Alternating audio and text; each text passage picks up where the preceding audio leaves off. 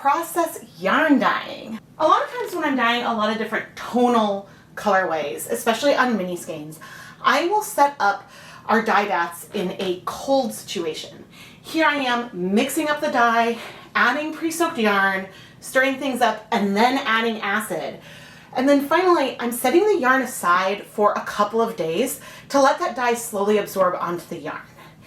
If I wanted to go and heat set each of these samples individually right away, that would probably take me all afternoon because I need to apply heat for a little bit longer to let each mini container heat up. I have limited space on the stove, etc., etc.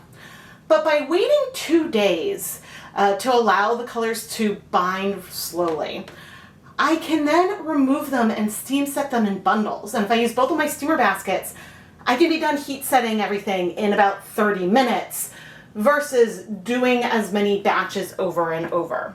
Just like everything with yarn dyeing, this all comes down to personal preference, but I really enjoy having things set up this way. And the reason why I add that final heating, steaming step at the end is that every once in a while there might be a pigment that will bind to the yarn, but then will rinse out and bleed really easily.